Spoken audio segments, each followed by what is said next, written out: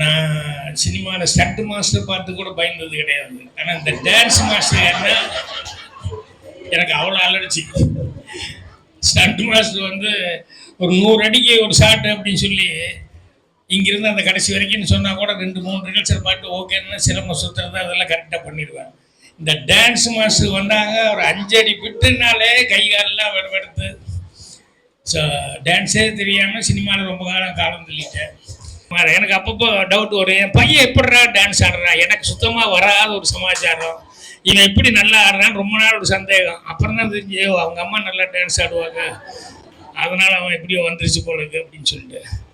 அந்த மாதிரி மியூசிக்கோட எப்படி வந்ததுன்னு எனக்கு தெரியாது. ஹம் பண்ணுவோம், வாசிக்க தெரியலன்னா கூட ஹம் பண்ணி நான் டியூன் பிடிப்பேன். அதனால் இன்னைக்கு காலையில் கூட எங்கேயோ ஒரு ஃபங்க்ஷனுக்கு போனப்போ என் பாட்டுக்கெல்லாம் போட்டுருந்து நானே ஆச்சரியப்பட்டுக்கிட்டேன். பரவாயில்ல, நம்ம நல்லா தான் போட்டிருக்கோம் அப்படின்னு சொல்லிட்டு.